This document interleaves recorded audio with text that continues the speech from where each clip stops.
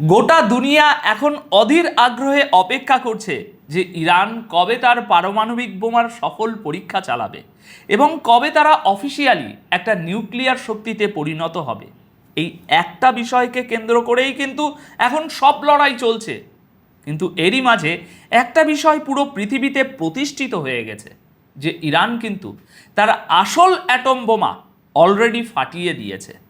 এখন আপনারা হয়তো অবাক হয়ে আমাকে জিজ্ঞাসা করবেন, ভাই ইরান আবার কোন অ্যাটম বোমা ফাটালো?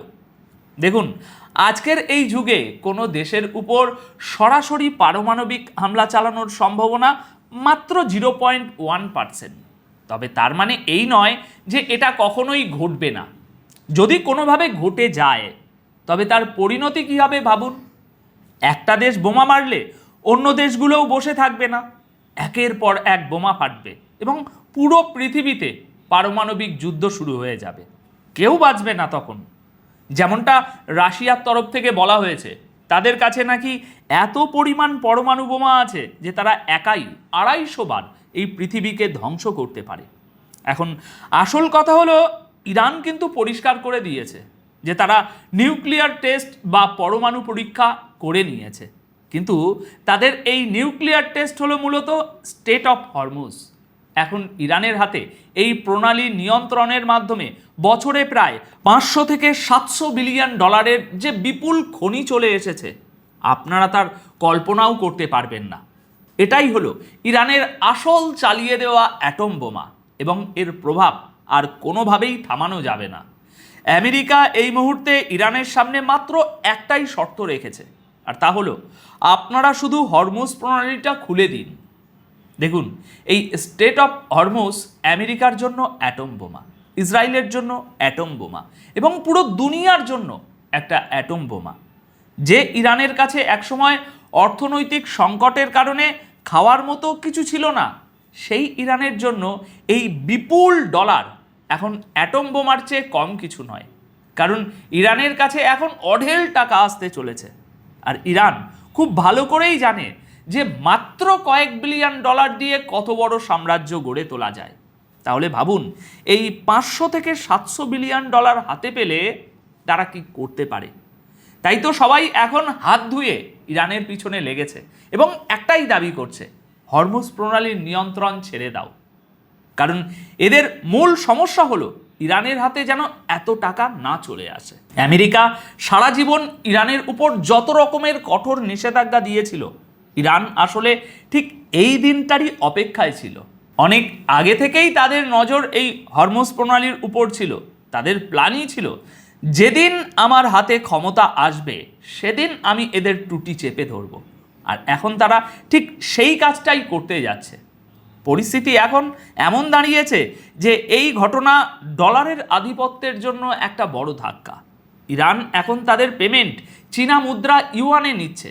গত 40 বছর ধরে ইরানের উপর যত নিষেধাজ্ঞা আর বাধা বিপত্তি দেওয়া হয়েছিল, তার উদ্দেশ্য একটাই ছিল, ইরানের অর্থনীতিকে পঙ্গু করে দেওয়া। কিন্তু এখন দেখা যাচ্ছে মাত্র 1 বছরের ভিতরেই ইরানের অর্থনীতি একেবারে আকাশে পৌঁছে যাবে। কারণ ইরান গত 40 বছর ধরে যত টাকা আয় করেনি বা আগামী 50 বছরেও হয়তো করতে পারতো না, তা তারা মাত্র 1 বছরে কামিয়ে নেবে, হয়তো তার চেয়েও বহুগুণ বেশি। এবার একটু চিন্তা করে দেখুন, যে ইরান সামান্য টাকা দিয়ে কঠিন পরিস্থিতিতে টিকে থাকতে জানে, তাদের হাতে যখন এত কোটি কোটি টাকা চলে আসবে, তখন তারা টেকনোলজি এবং ডিফেন্সে কোথায় চলে যাবে তা ভাবতেও পারবেন না। ইরানের অর্থনীতি মজবুত হলে স্বাভাবিকভাবেই তারা অন্য দেশগুলোকে ঋণ দেবে। এবার ভাবুন, যে দেশ বছরে 500 থেকে 700 বিলিয়ন ডলার আয় করবে, তারা যখন চীন আর রাশিয়ার পাশে গিয়ে দাঁড়াবে এবং পার্টনার হবে, তখন চীনের হাত কত মজবুত হবে আর রাশিয়ার হাত কত শক্তিশালী হবে তা আন্দাজ করতে পারছেন?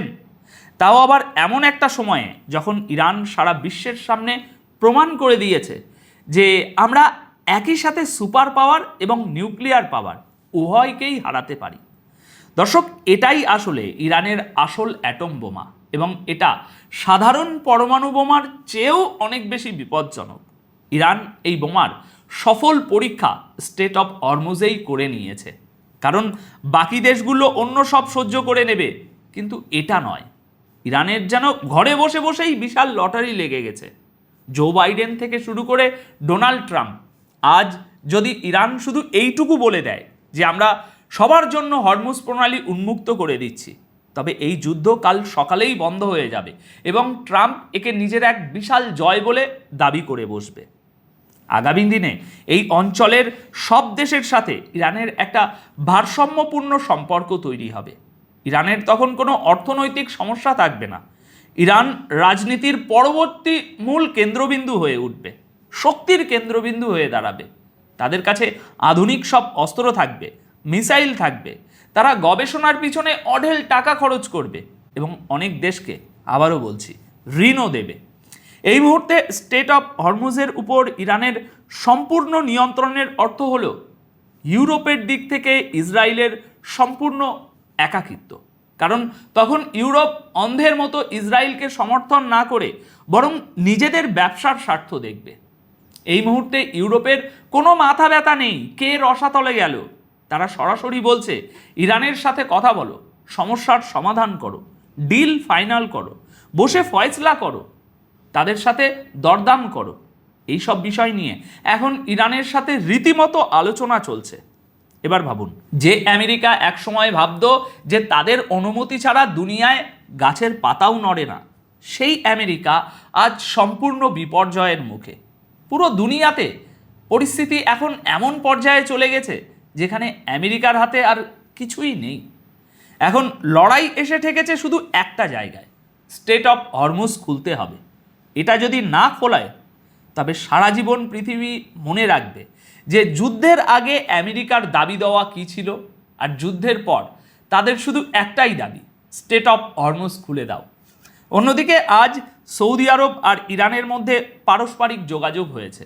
সবাই এখন অধীর আগ্রহে দেখছে যে কোনো না কোনো সমাধান হয়তো বের হবে। কিন্তু এই আলোচনার মাঝে আজ ইরান সাফ জানিয়ে দিয়েছে আমাদের যে 10টি পয়েন্ট আছে সেগুলো ছাড়া অন্য কোনো বিষয়ে কোনো কথা হবে না। আগে আমেরিকাকে এতে রাজি হতে হবে। আর এই কারণেই হয়তো পাকিস্তানের মতো দেশও জেডি ভ্যান্স এবং অন্যান্যরা পৌঁছাচ্ছেন।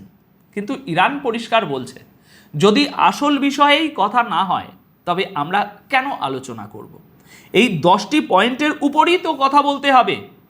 এদিকে পরিস্থিতি দেখুন, ফ্রান্স, ব্রিটেন এবং জাতিসংঘ সবাই ইসরায়েলের এই হামলার তীব্র নিন্দা জানিয়েছে। স্পেন তো সরাসরি ইসরায়েলকে বলছে যে তারা জঘন্যতম সন্ত্রাসবাদ চালিয়েছে। স্পেনের প্রধানমন্ত্রী তো এই লেভেলে চলে গেছেন। বিশ্বের সব দেশ এখন এর বিরুদ্ধে দাঁড়িয়েছে। এখন ইসরায়েলের ভিতরেও চরম হাহাকার আর আফসোস চলছে। সেখানে বলা হচ্ছে যুদ্ধের আগে আমাদের লক্ষ্য কী ছিল? লক্ষ্য ছিল ইরানকে পারমাণবিক শক্তি না হতে দেওয়া এবং তাদের শেষ করা। কিন্তু এখন দেখা যাচ্ছে সেই উদ্দেশ্য তো পূরণ হলোই না, উল্টো ইরান এখন এত শক্তিশালী হয়ে উঠেছে যে তাদের থেকে এখন আরও বড় ধ্বংসের মুখোমুখি হতে হবে। ইরান এখন পারমাণবিক শক্তিও হবে এবং তাদের সমস্ত দাবিও পূরণ করবে। ইসরায়েল বলছে আমরা ভেতর থেকে দুর্বল হয়ে পড়ছি, আমাদের সেনাবাহিনী দুর্বল হয়ে পড়ছে। ফলে এই পরিস্থিতিতে আমাদের এক মহা সর্বনাশের মুখোমুখি হতে হবে।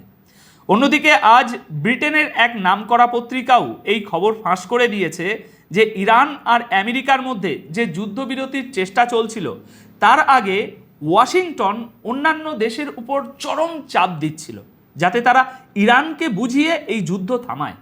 অর্থাৎ সামনে তারা হুমকি দিচ্ছিল আর পেছন দিয়ে অনুনয় বিনয় করছিল বা হাত পা ধরছিল। যখন আন্তর্জাতিক রাজনীতিতে এমন পরিস্থিতি তৈরি হয় তখন কে কোথায় দাঁড়িয়ে আছে বা কার কত জোর তা আপনারা খুব ভালো করেই বোঝেন। সুতরাং এটা খুব ভালোভাবে বুঝে নিন যে আগামী দিনে ইরান এক মহাশক্তি হতে চলেছে এবং এটা কোনো পরমাণু বোমার চেয়ে কম কিছু নয়। একটা বিষয় মনে করিয়ে দিই, সাবেক মার্কিন প্রেসিডেন্ট ওবামা কিন্তু ইরানকে $150 বিলিয়ন একটা অফার দিয়েছিল, এই শর্তে যে তারা পরমাণু বোমা বানাবে না ইত্যাদি ইত্যাদি। আর এখন তাদের কি অফার করা হচ্ছে? এখন 500 থেকে 700 বিলিয়ন এই ডলার যদি তারা পেয়ে যায় তবে পরিস্থিতি কী হবে ভাবুন। ট্রাম্প একসময় বলতেন না যে আমি ওবামা নই, আমি এমন নরম কোনো ডিল করব না, আজ ওবামার চেয়েও খারাপ বা শোচনীয় পরিস্থিতিতে পড়ে তারা ইরানের 10টি পয়েন্টের ডিল মেনে নেওয়ার একেবারে পর্যায়ে চলে গেছে। প্রথম কথা হলো, ইরান স্পষ্ট জানিয়ে দিয়েছে আমাদের আঙুল ট্রিগারের ওপর রয়েছে, লড়াইয়ের জন্য আমরা পুরোপুরি প্রস্তুত এবং আমাদের কোনো ভয় নেই। আর এই ইরান আগের মতো শুধু ডিফেন্স বা আত্মরক্ষামূলক অবস্থানে নেই। এখানে আমেরিকার জন্য সবচেয়ে বড় সমস্যা হলো আরব দেশগুলো এখন আর আমেরিকার সাইডে গিয়ে দাঁড়াবে না, কারণ যুদ্ধে তাদের অনেক বড় ক্ষতি হয়ে গেছে। তারা এখন যত তাড়াতাড়ি সম্ভব এই যুদ্ধ থেকে নিজেদের গুটিয়ে নিতে চাইছে, কারণ তা না হলে তাদের নিজেদেরই বড় সমস্যায় পড়তে হবে। আর একটা বিষয় আপনাদের জানিয়ে রাখি, মানুষের এই বিপুল প্রাণহানি নিয়ে ইরান নিজেও মানসিকভাবে বেশ বিচলিত। তারা চায় যেভাবেই হোক এই যুদ্ধ বন্ধ হোক এবং এই অঞ্চলের লড়াই শেষ হোক। এত মানুষ মারা যাচ্ছে, এই বিষয়টাই ইরানকে কষ্ট দিচ্ছে। যাই হোক, পরিশেষে একটা কথাই বলবো, ইরানের এই পারমাণবিক বোমার চেয়েও বড় অ্যাটম বোমা হলো তাদের এই স্টেট অফ হরমুজ বা হরমুজ প্রণালী, এবং এটা অত্যন্ত বিপজ্জনক। ইরান এটা অলরেডি চালিয়ে দিয়েছে, সফল টেস্টও করে নিয়েছে এবং এই বিশ্ব মোড়লেরা তা খুব ভালো করেই জানে। এখন এদের কাছে একটাই শেষ শর্ত, স্টেট অফ হরমুজ খুলে দাও। তবে হরমুজ প্রণালী যদি খোলা হয় তবে তা ইরানের ইচ্ছাতেই খুলবে, কারণ বর্তমানে এর সম্পূর্ণ নিয়ন্ত্রণ ইরানের হাতেই রয়েছে। অনেক অনেক ধন্যবাদ আপনাদের সকলকে।